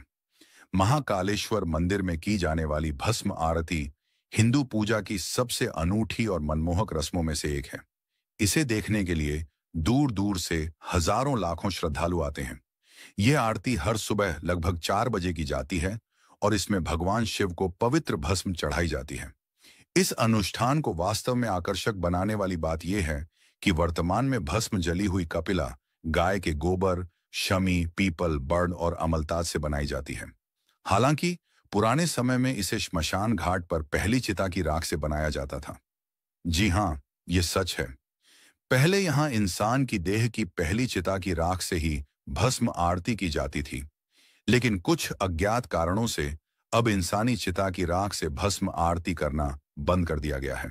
फिर भी कुछ लोगों का मानना है कि यहां आज भी इंसान की चिता की राख से ही भस्म आरती होती है, लेकिन इस बात को अत्यंत गुप्त रखा जाता है, जिससे इस प्राचीन परंपरा का रहस्य और भी गहरा हो जाता है। कैलाश पर्वत एक ऐसा रहस्यमय स्थान जिसे समझ पाना आज भी इंसान के लिए असंभव है। ऐसा माना जाता है कि कोई भी इंसान आज तक इस पर्वत की चोटी तक नहीं पहुंच सका। लेकिन क्या यह पूरी सच्चाई है? नहीं, क्योंकि एक ऐसा तांत्रिक था जिसने न केवल कैलाश पर्वत पर चढ़ाई की, बल्कि वह पहला और अब तक का एकमात्र व्यक्ति बना जिसे इस दिव्य स्थान की ऊंचाइयों को छूने की अनुमति मिली। आज हम बात करेंगे तिब्बत के एक भयानक और रहस्यमयी तांत्रिक की, जिसने अपनी तंत्र शक्तियों से एक पूरे गांव को तबाह कर दिया, 80 से अधिक लोगों की जान ली, फिर भी उसे कैलाश पर्वत की पवित्र ऊंचाइयों तक पहुंचने का वरदान मिला। आखिर ऐसा कैसे हुआ? और जब वह तांत्रिक कैलाश की चोटी से वापस लौटा तो उसने ऐसा कुछ बताया जिसे सुनकर तिब्बत की धरती कांप उठी। उसने जो अनुभव साझा किया उसने लोगों की सोच ही बदल दी। यहां तक कि उस खूंखार तांत्रिक को लोग ईश्वर का अवतार मानने लगे। यह कहानी है मिलारेपा की, एक ऐसा इंसान जो अंधकार से चलकर प्रकाश की ओर आया, जिसने काला जादू सीखा, जीवन में तबाही मचाई और फिर आत्मज्ञान के मार्ग पर चलते हुए महान संत बना। आज हम जानेंगे कि कैसे मिलारेपा बना एक खतरनाक तांत्रिक, कैसे उसने अपना जीवन बदला और कैलाश पर्वत पर आखिर उसने ऐसा क्या देखा जिसने उसका जीवन ही नहीं पूरे तिब्बत का विश्वास बदल डाला। 11वीं शताब्दी के उत्तरार्ध में तिब्बत के दक्षिणी भाग में एक छोटे से गांव में एक बालक का जन्म हुआ जिसका नाम था थोपन। बाद में यही बालक मिला रेपा नाम से प्रसिद्ध हुआ। उसका बचपन सुख शांति और स्नेह से भरा था। वह अपने माता पिता का इकलौता पुत्र था और उसकी एक छोटी बहन भी थी। पारिवारिक जीवन खुशियों से भरा हुआ था, लेकिन जैसा कि कहा जाता है, समय कभी स्थिर नहीं रहता, और यही हुआ। जब मिलारेपा मात्र 7 वर्ष का था, तभी उसके पिता की अचानक मृत्यु हो गई। मृत्यु से पहले पिता ने एक वसीयत लिखी थी, जिसमें चाचा चाची को यह जिम्मेदारी दी गई थी कि जब तक मिला बड़ा न हो जाए, वे उसकी मां और परिवार की देखरेख करें और संपत्ति की रक्षा करें। लेकिन पिता की चिता ठंडी भी नहीं हुई थी कि चाचा चाची ने अपना असली रूप दिखा दिया। उन्होंने सारी संपत्ति हड़प ली और मिलारेपा व उसकी मां और बहन को नौकर बनाकर रख दिया। जिस घर में कभी खुशियां थीं, वहीं अब आंसुओं और अपमान का राज था। मिलारेपा की मां ने अपने बेटे से वादा किया, एक दिन वो इन अत्याचारों का बदला जरूर लेगी। और यही बना तंत्र की ओर उसके जीवन का पहला कदम। कभी जिन रिश्तों में अपनापन था, अब वही रिश्ते उनके लिए एक कैद खाना बन चुके थे। जिनकी जिंदगी कभी सम्मान से भरी थी, अब वे अपमान और दरिद्रता के अंधेरे में डूब चुके थे। मिलारेपा की मां, जो कभी गांव में एक प्रतिष्ठित महिला मानी जाती थीं, आज अपमान और पीड़ा का जीवन जीने को मजबूर थी।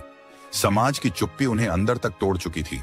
उन्होंने अपनी छिनी हुई संपत्ति को बार बार पाने की कोशिश की, लेकिन हर प्रयास असफल रहा। गांव के लोगों ने अन्याय देखा, पर किसी ने आवाज नहीं उठाई। एक दिन टूटी हुई उम्मीदों के बीच उन्होंने कठोर निर्णय लिया। उन्होंने अपने बेटे मिलारेपा से कहा, शायद हम अपना सब कुछ वापस न ला पाएं, लेकिन जो हमें तबाह कर गए उन्हें हम भी चैन से जीने नहीं देंगे। बदला जरूर लेंगे। ये शब्द मिलारेपा के जीवन की दिशा बदलने वाले थे। बदले की आग उनके हृदय में जल उठी थी। मां की आंखों में जो जलता हुआ अपमान देखा, वही उनके मार्गदर्शक बन गया। मिलारेपा ने ठान लिया कि वह तांत्रिक विद्या सीखेगा, एक ऐसी विद्या जो दुश्मनों को बिना सामने आए मिटा दे। इस तलाश में वह पहुंचे अपने अंतिम गुरु के पास, युंग, एक ऐसा भयावह तांत्रिक जिनकी सिद्धियां लोक और परलोक दोनों में विख्यात थीं। गुरु युंग के साए में मिलारेपा ने मृत्यु और विनाश के रहस्यों को सीखा। उनका लक्ष्य अब स्पष्ट था, बदला। उन्होंने ऐसे मंत्रों को सिद्ध किया जिससे वह प्रकृति को अपने आदेशों पर चला सकें। विशेष रूप से ओलावृष्टि का आह्वान करने की शक्ति उन्होंने प्राप्त की। सबसे पहला प्रयोग उन्होंने अपने चाचा और चाची के गांव पर किया। एक दिन आकाश से भारी ओले बरसने लगे, खेत खलिहान तबाह हो गए और गांव वालों पर आतंक छा गया। लोग समझ चुके थे, यह कोई सामान्य आपदा नहीं, यह तांत्रिक प्रकोप है।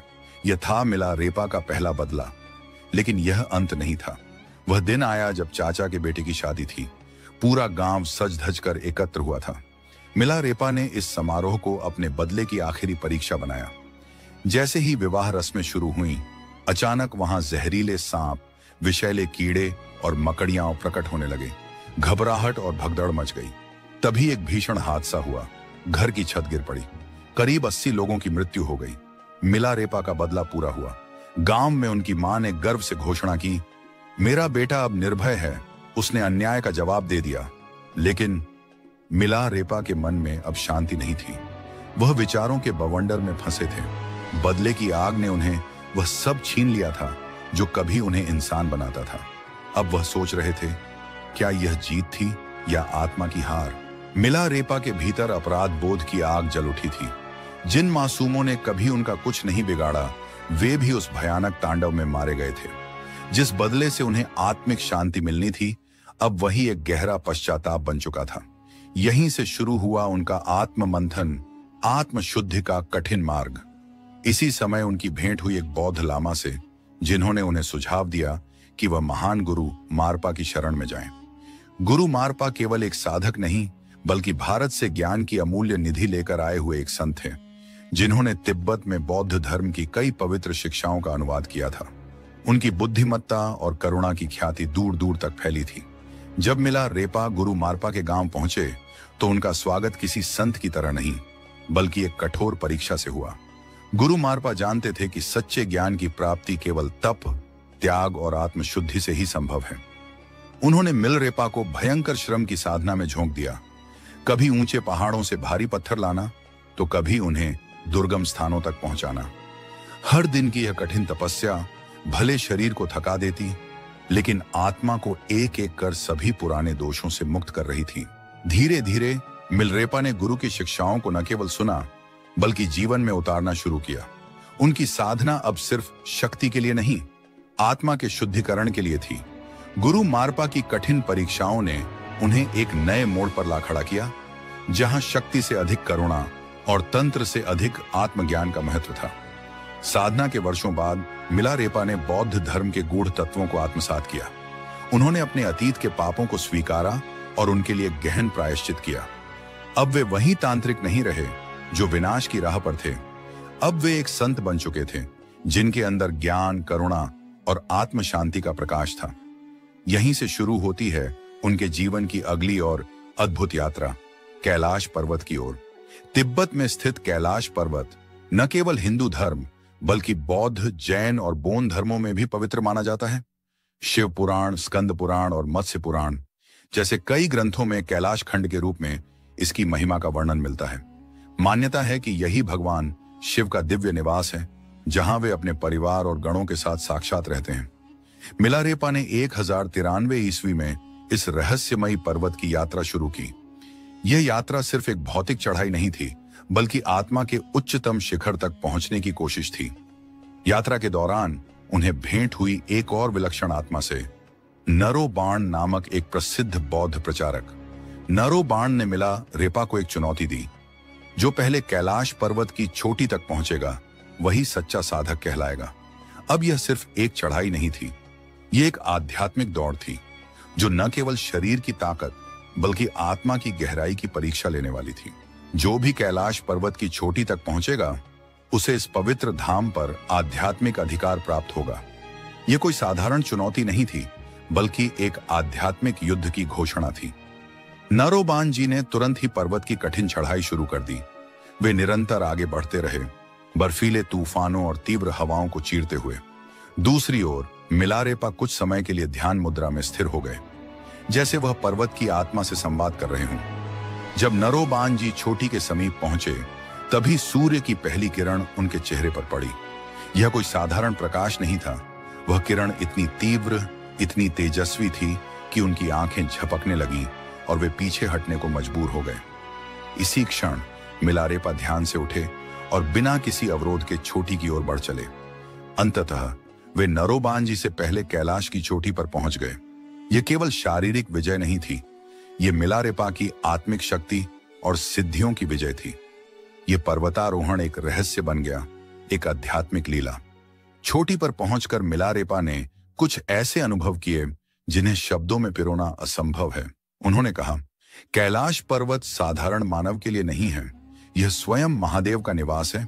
यहां आकर चढ़ाई करना शिव की तपस्या में विघ्न डालने जैसा पाप है। मिलारेपा का यह संदेश आज भी कैलाश यात्रियों के लिए एक चेतावनी है। केवल वही यहां चढ़ने का प्रयास करें जो आत्मा की गहराइयों में उतर चुके हों, जिन्होंने साधना की चरम सीमाएं छू ली हों। एक और रहस्य यह है कि कैलाश पर्वत की तलहटी में समय की गति सामान्य नहीं है। ऐसा कहा जाता है कि यहाँ एक दिन धरती के 1 माह के बराबर होता है।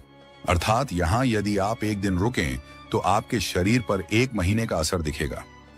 वैज्ञानिक भाषा में इसे फास्ट एजिंग कहा जाता है, यानी शरीर की कोशिकाएं अत्यधिक तेजी से क्षरण करती हैं।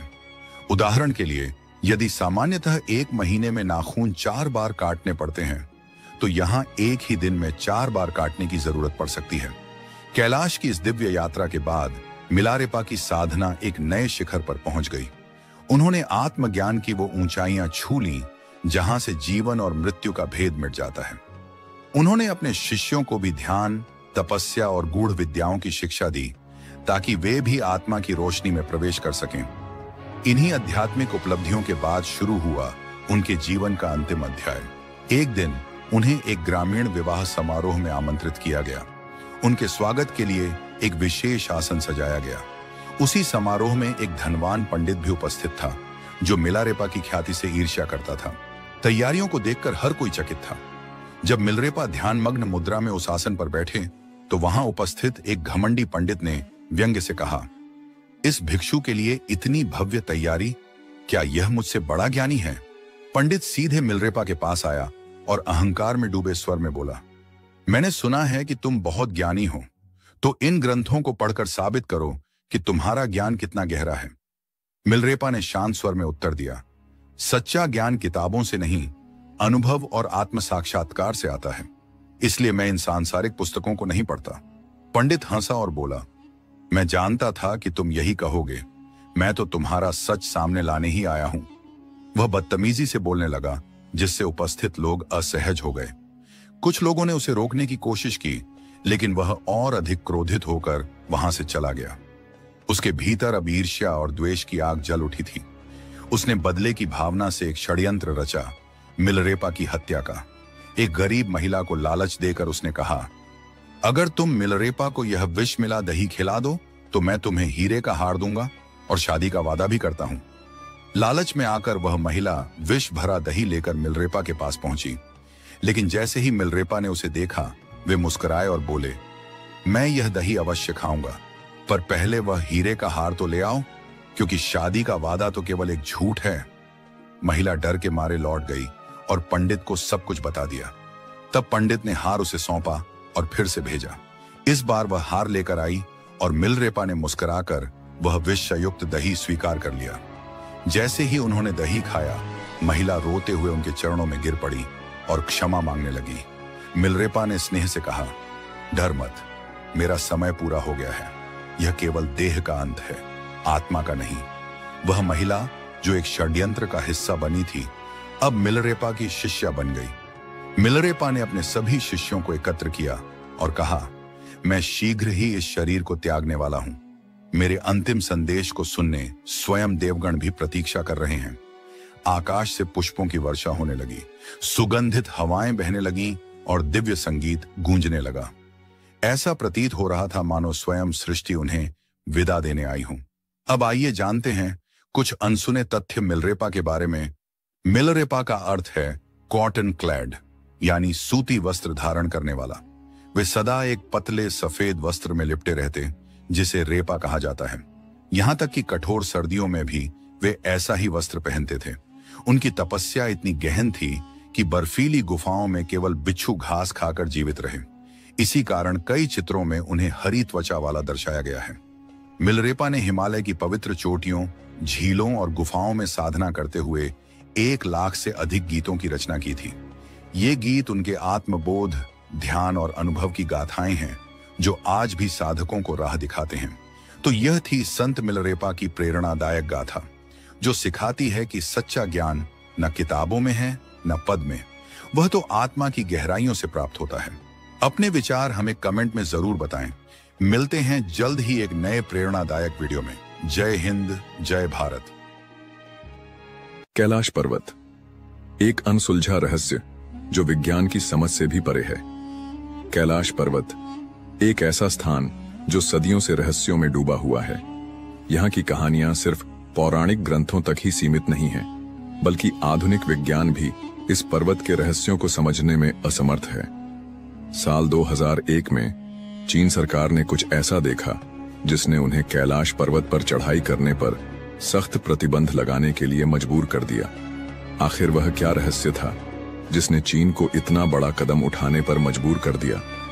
क्यों इस पर्वत की चोटी तक कोई नहीं पहुंच सकता?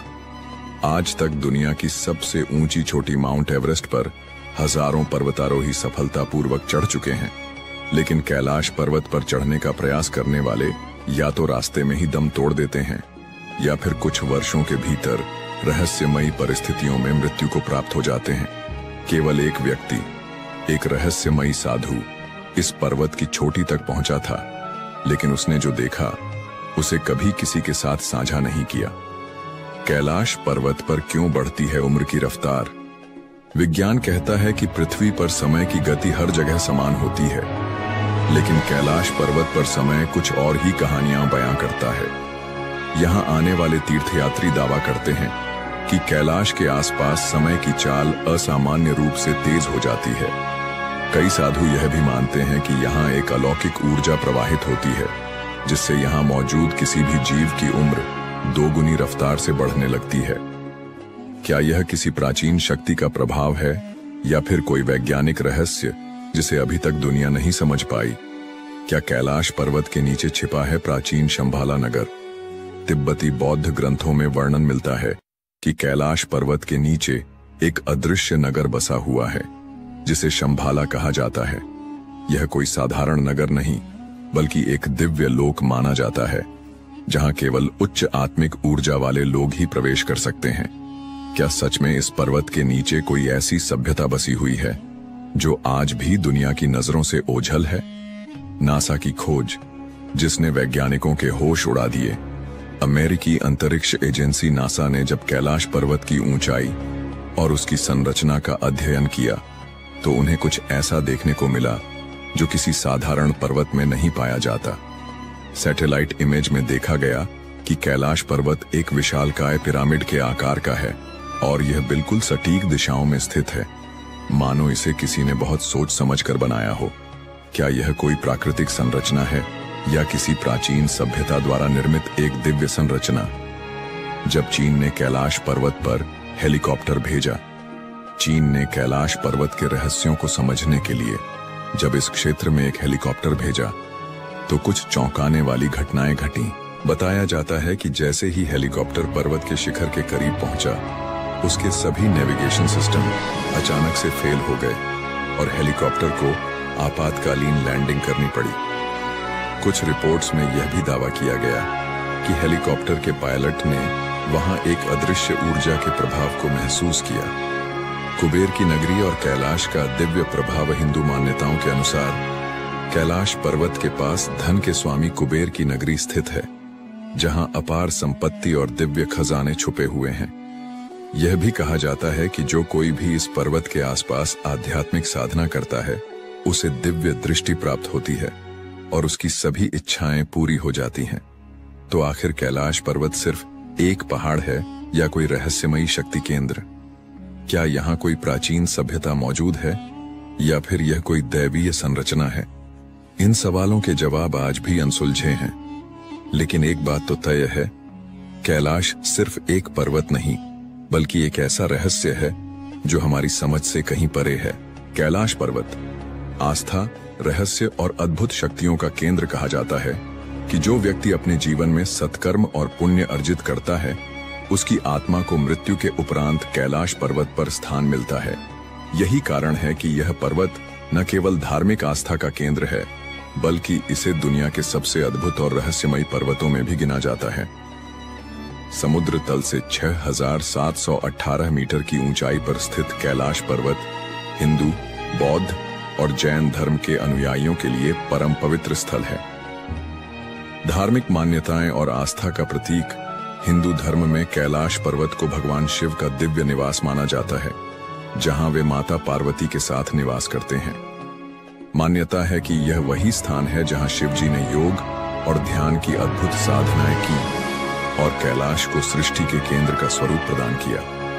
बौद्ध धर्म के अनुयायी मानते हैं कि परम आनंद के प्रतीक बुद्ध डेमचौक चक्र संवर इस पर्वत के अधिष्ठाता देव हैं। वहीं जैन धर्म में इसे अष्टापद पर्वत के नाम से जाना जाता है, जहां प्रथम तीर्थंकर भगवान ऋषभदेव ने निर्वाण प्राप्त किया था।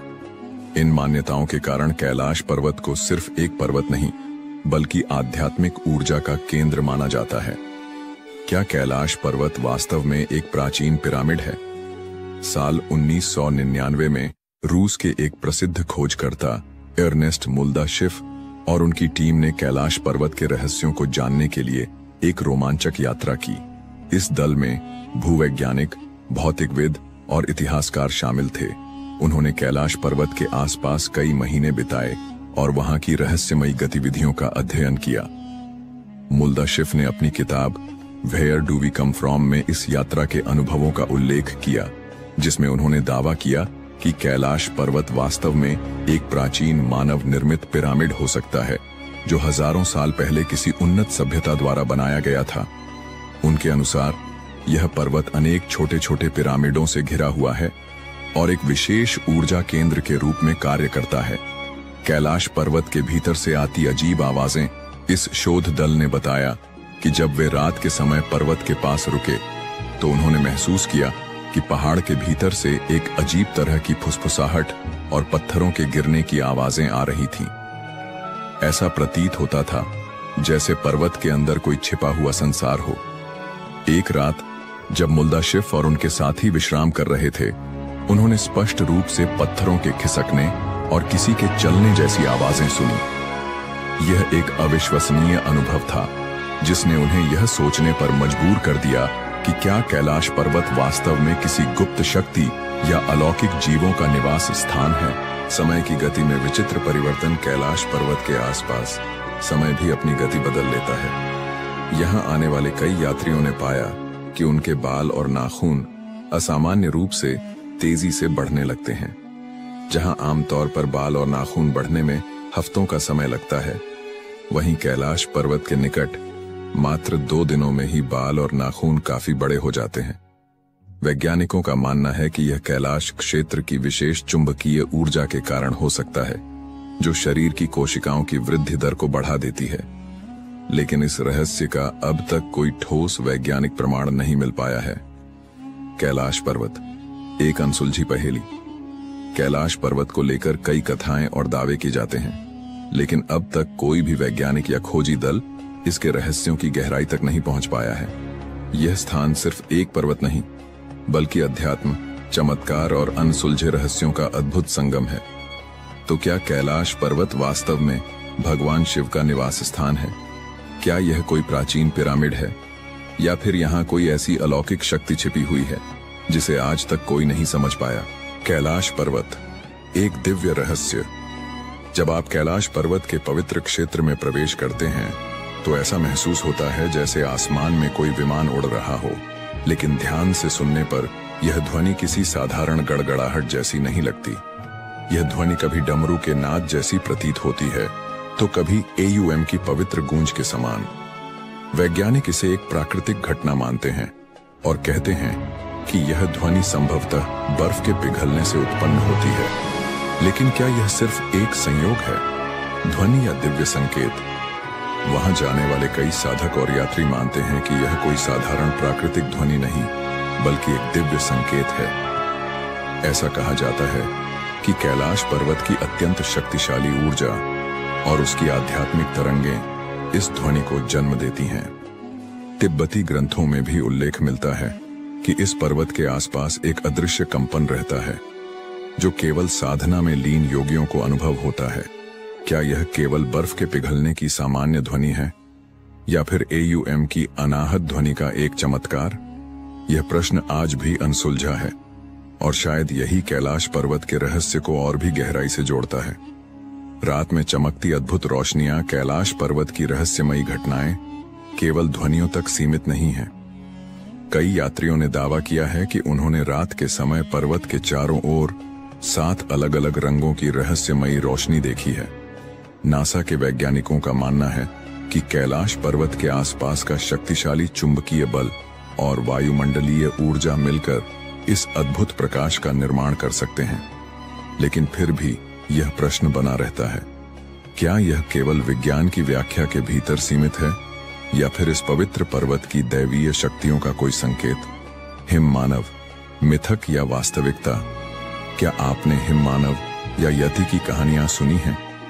यह एक रहस्यमयी विशालकाय प्राणी है जिसे कैलाश पर्वत और हिमालय के दुर्गम क्षेत्रों में देखा गया है। वर्षों से इस क्षेत्र में रहने वाले लोग दावा करते हैं कि उन्होंने अपनी आंखों से इस विचित्र प्राणी को देखा है। लेकिन क्या यह एक विशाल भालू है, कोई अज्ञात जंगली मानव या फिर किसी प्राचीन युग का अंतिम अवशेष? तिब्बती और नेपाली मान्यताओं के अनुसार यह हिम मानव कैलाश पर्वत के आसपास घूमता है और कभी-कभी साधुओं और यात्रियों के दर्शन भी देता है। कुछ इसे एक भूरा भालू मानते हैं तो कुछ इसे एक विलुप्त होती जाति का अंतिम अस्तित्व कहते हैं। यहाँ तक कि कुछ कथाओं में इसे एक शक्तिशाली जीव बताया गया है जो दुर्गम इलाकों में रहकर साधकों और तपस्वियों की रक्षा करता है। वैज्ञानिक इस रहस्य को सुलझाने की कोशिश कर रहे हैं। कुछ शोधकर्ताओं का मानना है कि हिम मानव वास्तव में निएंडरथल मानव के अवशेष हो सकते हैं जो अब भी इन बर्फीले क्षेत्रों में जीवित हैं। लेकिन यह केवल एक परिकल्पना है क्योंकि आज तक हिम मानव के कोई ठोस प्रमाण नहीं मिले हैं। क्या कैलाश पृथ्वी का केंद्र बिंदु है? कई प्राचीन ग्रंथों और धार्मिक मान्यताओं के अनुसार कैलाश पर्वत को अक्षमहोर एक्सिस मुंडी कहा जाता है। यह वह स्थान माना जाता है जहां स्वर्ग और पृथ्वी का मिलन होता है। हिंदू धर्म, बौद्ध धर्म, जैन धर्म और बोन परंपरा में कैलाश को सृष्टि का केंद्र बताया गया है। तिब्बती ग्रंथों में उल्लेख मिलता है कि कैलाश पर्वत के चारों दिशाओं में 4 रहस्यमयी नदियां निकलती हैं जो 4 अलग-अलग दिशाओं में बहती हैं। यह तथ्य आधुनिक वैज्ञानिकों को भी चौंकाता है क्योंकि विश्व के किसी अन्य स्थान पर ऐसा प्राकृतिक घटनाक्रम नहीं पाया जाता। कैलाश पर्वत न केवल एक तीर्थ स्थल है बल्कि यह एक ऐसा स्थान भी है जो समय, भौतिकी और आध्यात्मिकता के रहस्यों को अपने अंदर समेटे हुए है। क्या यह केवल एक पौराणिक कथा है या फिर इस स्थान पर वास्तव में कोई दिव्य शक्ति कार्य कर रही है? यह रहस्य आज भी अनसुलझा है। आपका क्या मानना है? क्या कैलाश पर्वत की यह ध्वनि मात्र एक प्राकृतिक घटना है या फिर यह किसी दैवीय शक्ति का प्रमाण? क्या हिम मानव सच में मौजूद है या यह केवल कहानियों और किंवदंतियों का हिस्सा है? और क्या कैलाश पर्वत पृथ्वी का आध्यात्मिक केंद्र है? इसका उत्तर खोजने के लिए हमें विज्ञान और आध्यात्मिकता के बीच संतुलन बनाना होगा। लेकिन एक बात निश्चित है, कैलाश पर्वत का रहस्य आज भी उतना ही गहरा है जितना हजारों साल पहले था। कैलाश पर्वत का अद्भुत रहस्य, समय की गति और रहस्यमय झीलें। कैलाश पर्वत सदियों से रहस्य, आध्यात्म और चमत्कारों का केंद्र रहा है। यह केवल एक पर्वत नहीं बल्कि एक ऐसा स्थान है जहां प्रकृति के नियम भी विचित्र ढंग से कार्य करते हैं। कहते हैं कि यहां समय की गति सामान्य नहीं रहती। जो कुछ हफ्तों में घटित होना चाहिए वह यहां चंद दिनों में ही पूरा हो जाता है। यही नहीं, यहां आने वाले कई यात्रियों ने यह अनुभव किया कि उनकी त्वचा समय से पहले ही बूढ़ी दिखने लगी। वैज्ञानिक भी इस पहेली को समझने में असमर्थ हैं। रूसी चिकित्सक डोनाल्ड अर्नेस्ट मुल्दाशिफ ने अपने संस्मरणों में एक आश्चर्यजनक घटना का उल्लेख किया है। उन्होंने बताया कि एक साइबेरियाई पर्वतारोही दल कैलाश पर्वत की चोटी तक पहुंचने के प्रयास में था, लेकिन जैसे ही वे एक विशेष बिंदु तक पहुंचे, कुछ ही क्षणों में उनकी उम्र असामान्य रूप से बढ़ने लगी। वे देखते ही देखते वृद्ध दिखने लगे। इससे भी अधिक आश्चर्य की बात यह थी कि उस घटना के बाद उन पर्वतारोहियों की उम्र इतनी तेजी से बढ़ी कि महज 1 वर्ष के भीतर ही वे मृत्यु को प्राप्त हो गए। क्या यह कोई प्राकृतिक घटना थी या फिर कैलाश पर्वत पर कोई अदृश्य शक्ति कार्य कर रही थी? 2 झीलें, 2 विपरीत शक्तियां। कैलाश पर्वत के आधार पर स्थित 2 झीलें, मानसरोवर और राक्षसताल, जो एक दूसरे के बेहद करीब हैं लेकिन स्वभाव में पूरी तरह भिन्न हैं।